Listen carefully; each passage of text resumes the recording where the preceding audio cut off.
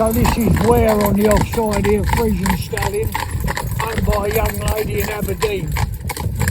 She brought it down herself. She broke this horse herself and made an excellent job of it. Also, she's got the horse, like, temperament-wise, he had a nice temperament, but he's extremely well-mannered. When we first put him in and up the side of Cloud, you know, like most stallions, he lost the plot and, you know, went to Mount Old Cloud, you know, put up on his hind legs, you know, harness on me. Just as we turned to come out the gate, you'll see it on the film there in the corner. But there's not a bad bone in his body, he's a lovely boy. She made a lovely, lovely job of it. Now the shame of it is, once she's done it on her own, because she's got no real help, where she's situated is out in the countryside a bit as well, which doesn't help, because there is no traffic. There isn't anything buzzing, if you know what I mean.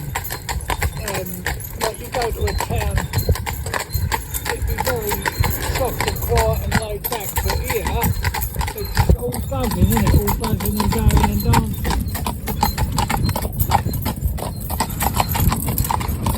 All buzzing and going and dancing. Something else to get married in the middle of the week.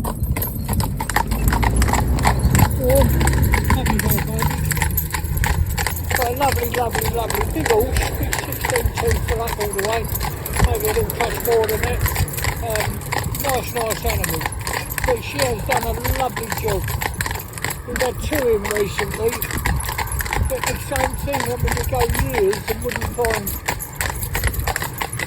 I'm not criticising anybody, everybody's to their own. But when you've got a stallion, you must have discipline. Well, any horse comes to that. It's very important with every horse. But with a stallion, you know, you've got to be more so on the ball. You've got to have their attention. And for this young lady who is tiny little person, you know, lightweight, tiny, but a lovely person, and to handle this great big horse and get him the way she's got him is incredible. And she's had him from a baby, and now he's, I think he's 7-year-old now, 8-year-old coming, or he's just 8, I'm not sure, but absolutely marvellous. You couldn't ask for better, and it's been a pleasure to have around. And they take they use his variety fishing insemination. But see there, right? Now, horse that age,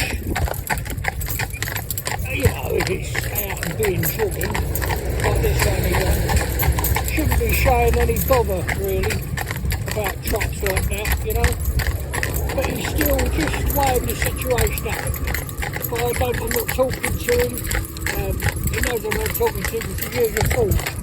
I was talking to him when he was listening to me, on Cloudy. Cloud's just waiting for the next instruction. What we're going to do, we're going off here, Dad, we're going to turn right here, we're going straight on or what? That's what's going through easy at the moment. The other thing Cloud's learned to do, which I never taught him to do, he's taught himself over the years, he uses his tail to flick the other horse on the quarters to get him to move up. Now I've told him off. Well, I told him off, I told him no, don't do that. No, I haven't told him off, I wouldn't tell him off. He'd have to do something drastic to me to tell him off. He knows his job inside out, he's the third trainer. Not too knows about that. But they work so well together, these two. And this is Cloud is a Friesian cross with a big heavy cob, but he's retained, well yeah, he's retained every, you know, he looks like an old-fashioned Friesian from 30 years ago, very much so. The only thing he hasn't brought forward is, right, come up out, baby. The only thing he hasn't brought forward is the Friesian step. He left that behind Cloud for some reason, probably a waste of energy and time. But work well together. If I chuck them reins down there like that, right, take me a bit of two. Pup boys, come on. We gather them up, no trouble at all. Going up here with no rain on them whatsoever. Come over, babe. I've got to come over here now, so I've got to steer a little bit. Come on. And what I like to do is to get onto these chevrons as soon as possible, up this old A30 road going down the West Country. Come on, so that I can get stuff done up the inside.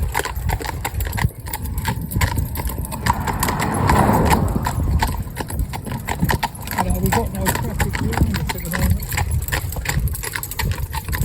These two would tell you it's because they're too fast for the average traffic, and you know, they can't catch them. That's what Cloud would tell you. What would you expect? Come round, my darling. So there you go, very handsome horse. Unlike Cloud, if you look down there, you can see what I mean. They're more or less the same height, about 3 inches in them, I think. Well, let's say there's a hand in them. But down on his ox, if you look, there's good 6 inches. From the point of ox, you measure that from the point of the ox to the point of the ox, put a straight line across, there'd be a good 6 inches. This horse would be taller, but because he's a modern Friesian, you know, he's got quite a bit of length to leg to him, you know. But nice horse, a good boy, and a pleasure to have round the yard. And, you know, whether you want to hear it or not, and I know people might be sick of it, but this horse is being driven in a Wendering bit, soft rubber bit. That's all it's got in it. Got nothing else in there. Right, and it's a straight bar snapper. So there is no cantilever on the cheek in any way, any description whatsoever. And he's come on so much more. So what we've been able to do for him, but the young lady that owns him, so she knows this horse inside out. Now I know plenty of people who had horses since they were foaled and messed about with them and broken for ride and drive and going. They wouldn't have the insight that she has into her horse, into this horse. And she must have spent a lot of time observing how the horse is. A lot of time, because she couldn't have the knowledge she's got. And then every mortal thing she said to me about the horse and the way she treats him, the way she handles him, the way she, whatever she does with him, it's all been borne out. I can see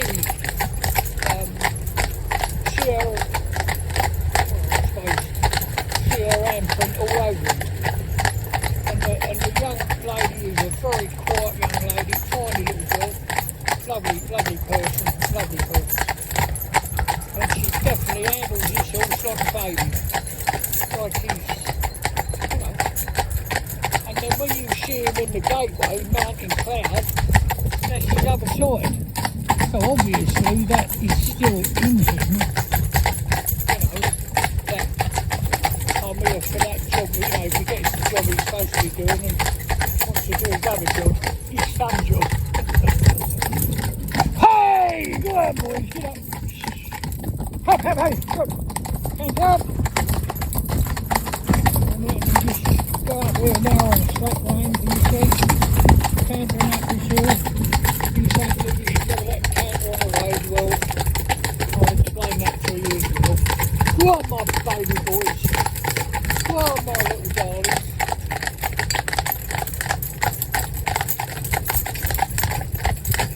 If you turn your horse out, put a couple of rugs on him, it's a freezing cold winter morning, you've got to turn him out before you go to work. So 6:30 you're up the field, you turn him out, the first thing he does, or can do, or is at liberty to do, and often does do, is take off round the field like a bloody lunatic.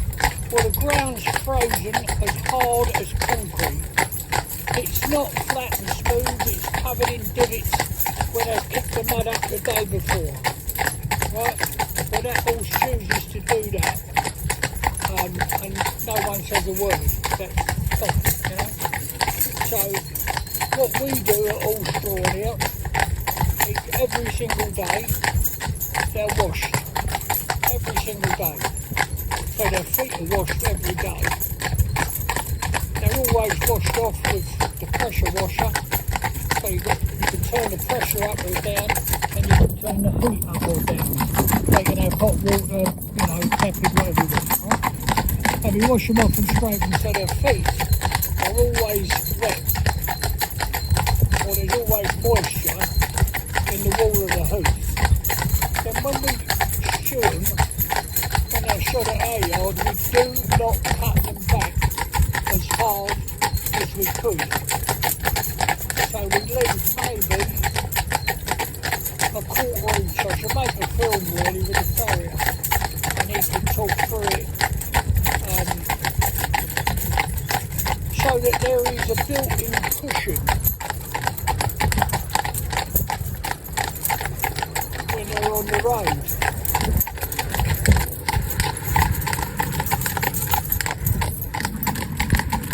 So we've got a truck coming down behind us now. Tractor road.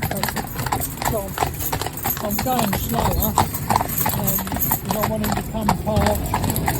Obviously it's part.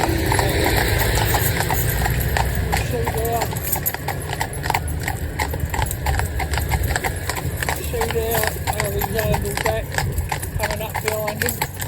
The other thing is quite, I know I'm old, but the other thing is quite interesting. These great big monster little tractors are quiet compared with an old tractor, an old little tractor I mean, would make a bloody sight more noise than that one going down there. So when they're tick-tocking along like this, and I'm talking away, when that comes up, they only hear it when it's getting near the back of the vehicle, you know, this carriage. Also, this vehicle, the manoeuvrability of it, someone said to me, why do you always have your horses face inwards away from the gate? Is it in case they play? No, it's not in case they do anything wrong. What it is the very first time they go in and every time thereafter, they are in this position, there's a wall in front of them, and they've got to turn either to the left or right, yeah, to get out the yard. Well, this for itself, if you say your horses are 8 foot, there's 2 foot there, and I think this is about 12 foot long. This racing cart, you know, is sort of we had it made for breaking horses in a training horse. Breaking's a silly bloody word really, but it's what it's always been. For training horses, yeah. So it's a big old long, you know, contraption going down the road. And when you look that we can do this for instance,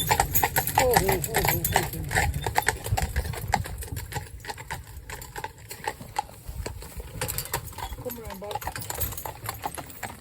Come around. Come around. Turn around in the road there. Come over here, baby. Come round, Kurt. Come round.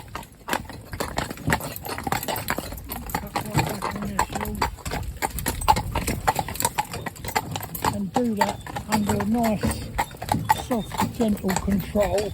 Just with a soft rubber bit in their mouths. I don't mind what people put in their mouths. That's their business, not mine. All I'm saying, if they leave my yard, or they leave HDP, right, and they can be controlled in all these situations, standing on the motorway bridge looking down at the traffic, around the arena with all the bits and pieces hanging down, and then go down into town round Tesco's round about 4 lanes of traffic on a busy Saturday morning and deal with that all with a soft rubber bit, and to have a nice head carriage along with that. all I've got on this horse, which is extra on the harness, is a restrainer. We call it a restraining order.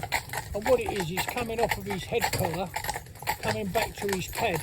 Now, the only reason that is on there is the fact that it's leaving him now the need to do it. You know, he's being able to distinguish between playing and being at work. Whoa, stand. So when I turn him, his head, stand still, Club. When I turn his head around this horse, come on there, can you see that strap? Stand still, Club. It's just going down to his, come up, his head collar. Can you see it?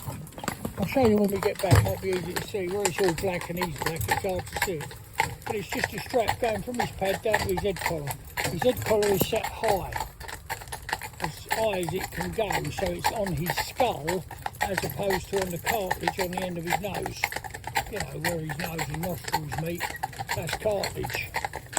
And it's joined together to the skull, almost like a jigsaw puzzle. So you know, a jigsaw squiggly line, that's how it's joined together. Good baby. So we don't have it down there where it would hurt. We have it up there high, but it's just because what he will do, he'll swing over not being nasty. No nastiness in him at all, but he'll bite Cloud on the neck. Now, he won't bite up on the neck. Well, he would have done when we first put him up the side. But what he will do is want to play with him. So he's still got quite a bit of training to do. And he's learning, no, when I'm doing this, I'm at work, I mustn't do that. Yeah? Not because he's smacked into it. When we have a whip, we don't have whips. So I'm going to show you one now, actually, that is a whip, I suppose. But we don't have whips. We have the stick. So imagine taking off the lash from the top of your lunge whip, and then we put a ball on top, a sponge ball, like you'd have for little children, you know, playing a pen with a lot of sponge balls, and then we just use that to tap them. Yeah. Unfortunately, we've left it behind. You know, I have anyway.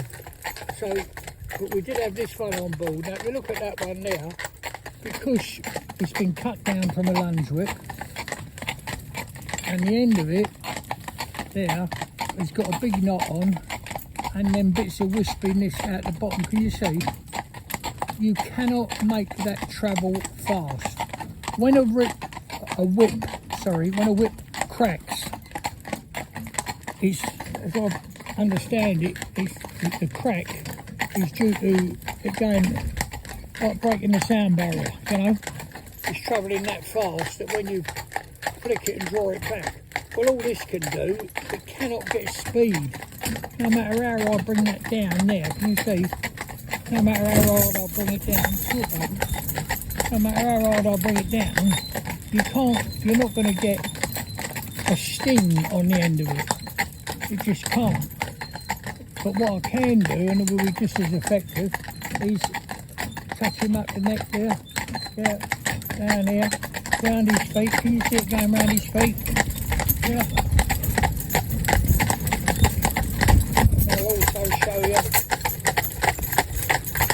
there you go, going down between the Stallion's legs. Can you see, look, he's shoving it down there, up there right between his legs. I'll bring it over this side so you can see better.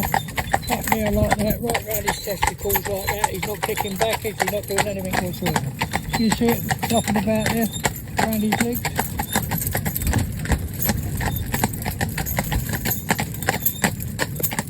So you say, well, why'd you do that? Well, it's obvious if you think about it. If you've got to pull off the road, right, because of traffic or any situation at all, you've got to pull off the road, you get a branch or twig running up between his legs and it rubs against his testicles, he could well kick back and mean it.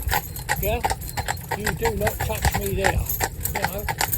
Obviously his scrotum is very vulnerable. They're very, very thin skin that he's, you know, to carry his testicles in that sack is very, very, it can be damaged very easily, so they're very, very protective of it.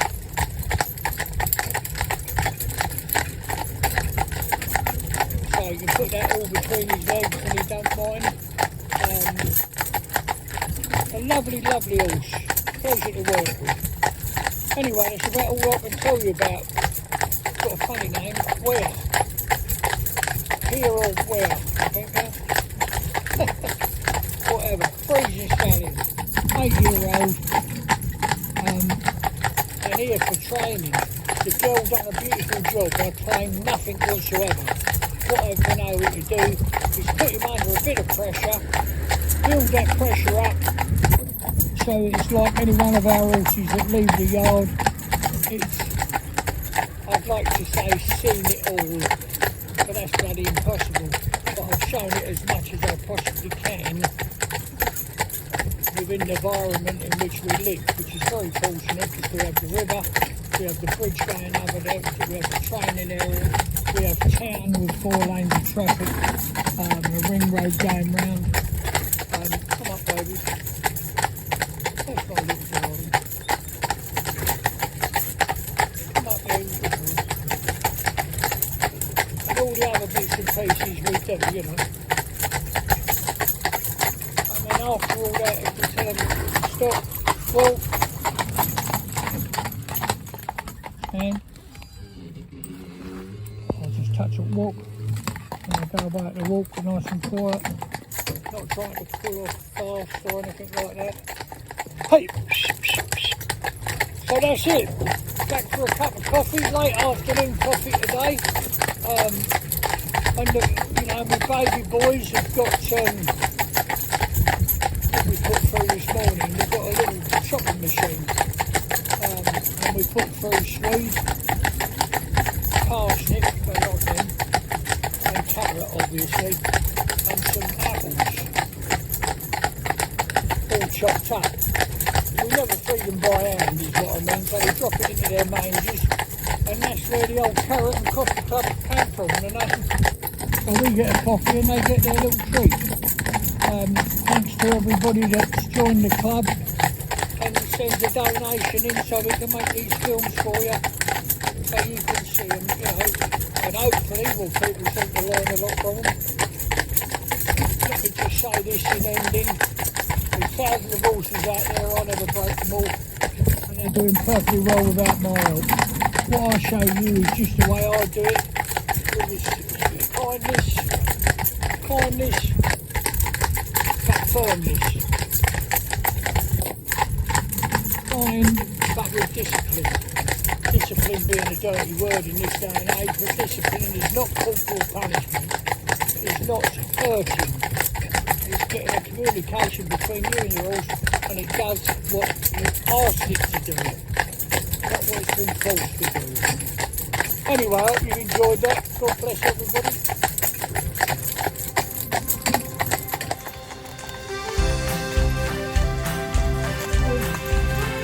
There's a smile on my face every time I hear that sound.